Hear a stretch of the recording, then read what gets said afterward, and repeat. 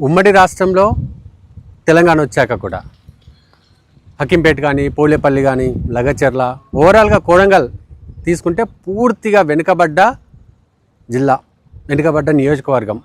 పొద్దున్నే లేస్తే బొంబాయికి పూణేకి పోయేటోళ్ళు బ్యాగులు పట్టుకొని ఇక్కడ నుంచి అయితే కోజికి నుంచి బస్సు పోతుంది, ఈ నుంచి 7 కిలోమీటర్లు కోజికి బస్సుకి అక్కడికి వెళ్ళి అక్కడి నుంచి పూణే బొంబాయి పోయేటోళ్ళు. ఇక ఈ మనం నిలబడ్డ ఈ ఊరు హకీంపేట్ కానీ పోలేపల్లి కానీ ఈ విలేజెస్ నుంచి ఎవరన్నా 10th తర్వాత చదువుకోవాలంటే ఇక సైకిళ్ళు తీసుకొని కోజికి పోవాలి, 7 కిలోమీటర్లు కోజికి పోవాలి. అది ఇంటర్ వరకే. డిగ్రీ చదవాలంటే ఇక వాడు వెతుక్కోవాలి. ఇక హాస్పిటల్ అంటారా హైదరాబాద్ పోవాలి, 100 కిలోమీటర్లు 3.5-4 గంటల జర్నీ మాకు. అలాంటి కొడంగల్ 400 ఫీట్లు వేస్తే కానీ చుక్క నీరు రాని మా ప్రాంతం. ఒక్క కాలువ లేదు, ఒక నది లేదు, ఎట్లాంటి వాటర్ సోర్స్ కూడా మాకు లేవు. 400 ఫీట్లు వేస్తే కానీ ఒక చుక్క వాటర్ రాదు. అసంటి హకీంపేట, అసంటి కొడంగల్, అసంటి పోలేపల్లి అంటే ఈ కొడంగల్ నియోజకవర్గం పూర్తిగా అంత దారుణమైన పరిస్థితిలో ఉండేది.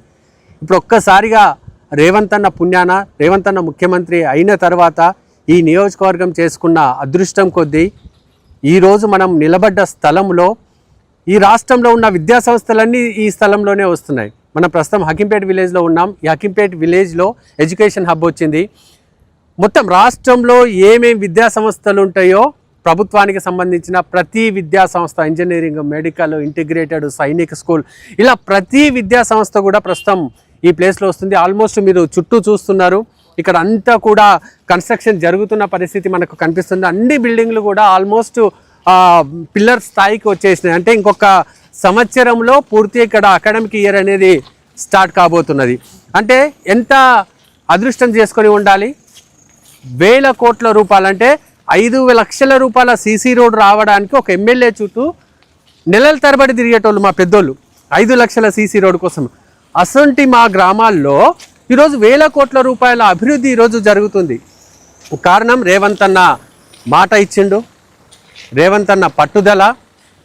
అంటే పూర్తిగా వెనుకబడిన కొడంగల్ని, పూర్తిగా దరిద్రంలో బతుకుతున్న కొడంగల్ ప్రజల్ని ఎట్టి పరిస్థితుల్లో కూడా తను మాట ఇచ్చారని చెప్పేసి పూర్తిగా వాళ్ళని ఉన్నత స్థానానికి తీసుకుపోవాలని రేవంత్ అన్న చేస్తున్న కృషిలో భాగమే ఈరోజు మనం చూస్తున్నాం. ప్రస్తుతం మనం ఉన్న ఆ ప్లేసు ఇటు హకీంపేట్, పోలేపల్లి రెండుటికి సంబంధించి ఒక ఇంటిగ్రేటెడ్ ఒక ఎడ్యుకేషన్ హబ్గా రూపాంతరం చెందింది. ఎడ్యుకేషన్ హబ్లో మెడికల్ కాలేజ్తో పాటు 450 పడకల హాస్పిటల్ కూడా రీసెంట్గా తిరుపతి అన్న వచ్చి భూమి పూజ చేసి పోవడం జరిగింది. అంటే ఇంత పల్లెటూరులో కొడంగల్లో కనీసం మాకు చిన్న ఇది వస్తే హైదరాబాద్ పోవాల్సిన మేము ఈరోజు ఈ ప్లేస్లో 450 పడకల హాస్పిటల్ వస్తుంది. అంటే మెడికల్ కాలేజ్కు 220 పడకల హాస్పిటల్ సపరేటు, మళ్ళీ మెడికల్ కాలేజ్కి సంబంధం లేకుండా 450 పడకల మెడికల్ హాస్పిటల్ కూడా ఈరోజు ఇక్కడికి రావడం జరిగింది. ఇంజనీరింగ్ కాలేజ్ కూడా ఆల్రెడీ కన్స్ట్రక్షన్ స్టార్ట్ అయిపోయింది, ఇంటిగ్రేటెడ్ స్కూల్ స్టార్ట్ అయిపోయింది, అట్లాగే నర్సింగ్ కాలేజ్, దాంతోపాటు సైనిక్ స్కూల్,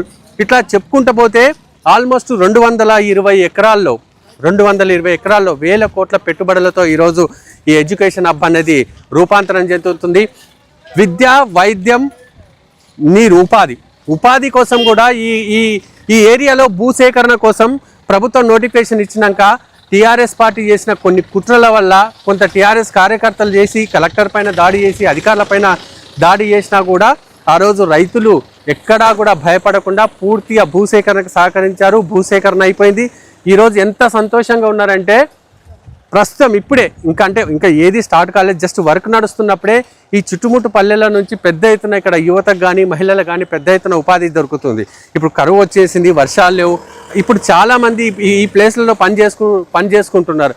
అంటే ఆ రోజు ఏ మాట అయితే రాష్ట్ర ముఖ్యమంత్రి చెప్పిండో, మీరు అక్కడ భూములు ఇవ్వండి, మీకు ఉపాధి వస్తుంది, మీకు విద్య వస్తుంది, మీకు వైద్యం వస్తుంది అని చెప్పేసి ఆ రోజు రాష్ట్ర ముఖ్యమంత్రి ఏదైతే చెప్పిండో అది 100% ఇప్పుడు జరుగుతుంది అని చెప్పి మనకు ప్రత్యక్షంగా ఇక్కడ కనిపిస్తుంది. ఒక్కొక్క బిల్డింగ్ మీరు చూస్తున్నారు కదా, పిల్లర్ స్థాయికి వచ్చేసినాయి. ఆల్మోస్ట్ 2027లో ఇవన్నీ కూడా అకాడమిక్ ఇయర్ స్టార్ట్ కాబోతుంది. వీటికి రోడ్ కనెక్టివిటీ కూడా, అంటే మాకు ఏదైనా హెల్త్ బాగాలేకపోతే హైదరాబాద్ మాకు జస్ట్ 110 కిలోమీటర్స్, అంటే కరెక్ట్గా రోడ్ ఉంటే 1.5 గంటలో మేము పోవాలి. కానీ 3.5-4 గంటలు పట్టే పరిస్థితి, ఎందుకంటే రోడ్డు లేదు కాబట్టి. ఇప్పుడు ఈ హకీంపేట మనం నిలబడ్డ ప్లేస్ నుంచి జస్ట్ రాజేంద్ర నగర్కు 72 కిలోమీటర్లు, 6 లైన్ రోడ్, అంటే జస్ట్ 40 మినిట్స్లో వెళ్ళిపోవచ్చు. ఎందుకంటే 72 కిలోమీటర్స్ 6 లైన్ రోడ్ కాబట్టి జస్ట్ 42 మినిట్స్లో మనం అక్కడికి చేరుకోవచ్చు. అంటే రోడ్డు సౌకర్యం లేదు, విద్య లేదు, వైద్యం లేదు, ఉపాధి లేదు, నీళ్లు లేవు, ఏది లేదు. జస్ట్ పూణే పోవాలి, బతకాలి.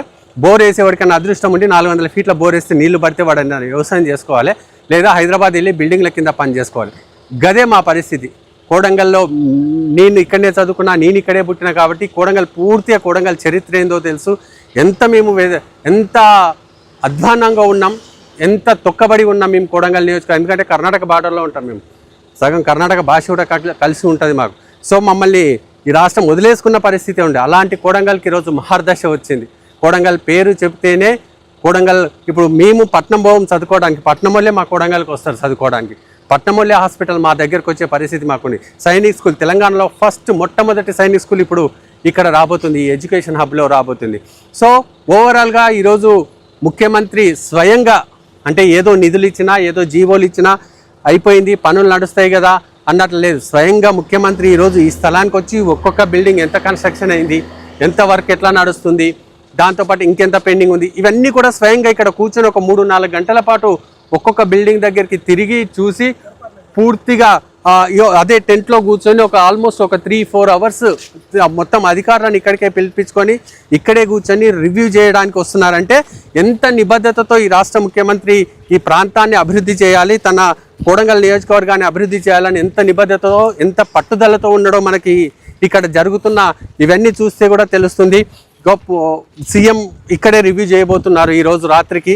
ఈ సాయంత్రం 4 గంటలకు ఇక్కడికి రాబోతున్నారు. 4 గంటల నుంచి 5 గంటల వరకు మొత్తం ప్రతి కాలేజీ బిల్డింగ్ దగ్గరికి తిరిగి అక్కడ ఎలాంటి వర్క్ నడుస్తుంది, ఇంకెంత పెండింగ్ ఉంది, ఎప్పటిలోపు కంప్లీట్ చేయాలని మొత్తం చూసిన తర్వాత కోడంగల్ అభివృద్ధి పనులపై ఇదే టెంట్లో కూర్చొని ఈరోజు రాష్ట్ర ముఖ్యమంత్రి రివ్యూ చేయబోతున్నారు.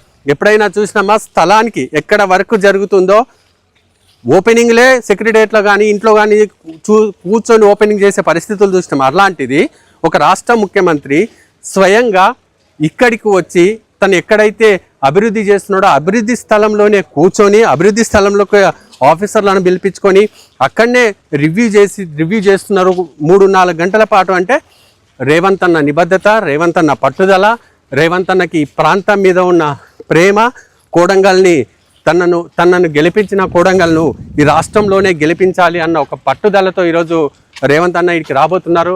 ఈరోజు సాయంత్రం 4 గంటలకు హైదరాబాద్ నుంచి హెలిప్యాడ్లో ఇక చాపర్లో ఇక్కడికి వస్తారు. ఇక్కడ 4 గంటలకు దిగిన తర్వాత ఒక గంట సేపు ఈ మొత్తం ఈ 220 ఎకరాలు మొత్తం తిరిగి చూసి అక్కడ ఎక్కడ ప్రోగ్రెస్ తీసుకొని తర్వాత ఇక్కడే అధికారులతో రివ్యూ చేసి ఈరోజు రాత్రికి మళ్ళీ కోడంగల్ వెళ్ళబోతున్నారు. రేపు కూడా కోడంగల్లోనే ఉంటున్నారు.